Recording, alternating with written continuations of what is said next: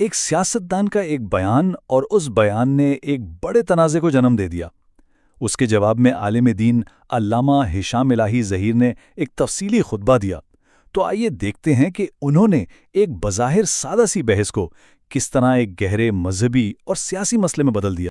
تو یہ تھا وہ بیان جس نے ایک چنگاری کا کام کیا۔ مقرر کے نزدیک یہ صرف شراب کی بات نہیں تھی، بلکہ اس سے کہیں بڑا سوال تھا کہ آخر اس ملک میں مذہب کا کردار کیا ہونا چاہیے۔ اچھا، تو اس پورے خطبے کو سمجھنے کے لیے ہم اسے 4 حصوں میں دیکھیں گے۔ ہم اس متنازع تجویز سے شروع کریں گے، پھر دیکھیں گے کہ اسے ایک الہی لکیر کو پار کرنے کے مترادف کیوں سمجھا جا رہا ہے۔ اس کے بعد حکومتی پالیسیوں میں تضادات کی بات ہوگی، اور آخر میں اس فلسفے پر بات کریں گے کہ مذہب کا دائرہ کار صرف مسجد تک محدود نہیں ہے۔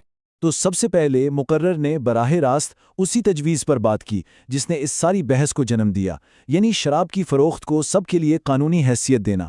دیکھیے، ان کے نزدیک یہ معاملہ ذاتی پسند یا ناپسند کا ہے ہی نہیں، یہ سیدھا سیدھا آئین اور ریاست کی بنیادوں کا معاملہ ہے۔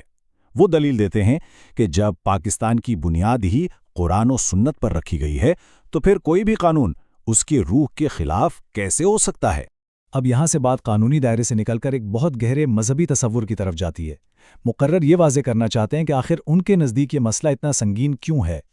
وہ ایک تصور سامنے لاتے ہیں حدود اللہ کا، یعنی وہ مقدس سرحدیں، وہ لکیریں جو خدا نے مقرر کی ہیں۔ ان کا کہنا ہے کہ جو کوئی بھی ان حدود کو پار کرتا ہے وہ اس لمحے اپنے ایمان سے ہاتھ دھو بیٹھتا ہے۔ یہ ایک بہت ہی سنگین بات ہے۔ اور یہاں ایک بہت ہی حیران کن بات سامنے آتی ہے۔ مقررین شراب نوشی کو چوری، زنا اور قتل جیسے سنگین گناہوں کی فہرست میں شامل کرتے ہیں۔ یہ ایک بہت بڑا دعویٰ ہے، تو آئیے دیکھتے ہیں کہ وہ اس کا جواز کیسے پیش کرتے ہیں۔ تو ان کے نقطہ نظر سے شراب صرف ایک گناہ نہیں بلکہ یہ تمام برائیوں کی جڑ ہے۔ ان کی دلیل یہ ہے کہ شراب عقل پر پردہ ڈال دیتی ہے، جس کے بعد انسان ایک کے بعد ایک گناہوں کی طرف ڈومینو کی طرح گرتا چلا جاتا ہے۔ اس لیے اس پر پابندی لگانا ان کے مطابق پورے معاشرے کو بچانے کے لیے ضروری ہے۔ اچھا، اب شراب کے مسئلے سے ہٹ کر مقرر اپنی تنقید کا رخ سیدھا حکومت کی طرف موڑ دیتے ہیں۔ وہ کہتے ہیں کہ حکومت مذہبی اداروں کے معاملے میں ایک دوغلی پالیسی اپنائے ہوئے ہے۔ یہاں ان کی دلیل کا مرکزی نقطہ سامنے آتا ہے۔ وہ اس تضاد کو واضح کرتے ہیں کہ حکومت ایک طرف تو علماء کو عزت دینے اور ان کی مدد کرنے کا دعویٰ کرتی ہے، لیکن دوسری طرف مبینہ طور پر ان کی آواز کو دبا رہی ہے۔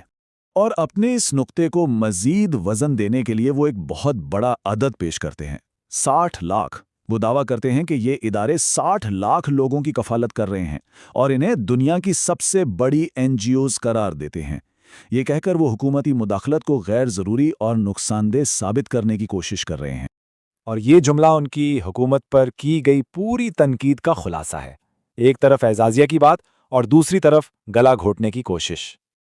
اور اب ہم آتے ہیں خطبے کے آخری اور شاید سب سے اہم حصے کی طرف۔ یہاں بات صرف تنقید کی نہیں رہتی، بلکہ عوامی زندگی میں مذہب اور علماء کے کردار کے لیے ایک نیا اور بہت وسیع نظریہ پیش کیا جاتا ہے۔ وہ ایک بنیادی سوال اٹھاتے ہیں، کیا ایک عالم دین کا کام صرف مسجد اور مصلی تک محدود ہونا چاہیے؟ اس کا جواب دینے کے لیے وہ اسلام میں دین کے تصور پر زور دیتے ہیں۔ ان کے مطابق دین صرف چند عبادات کا نام نہیں، بلکہ یہ ایک مکمل ضابطۂ حیات ہے جو زندگی کے ہر شعبے پر محیط ہے۔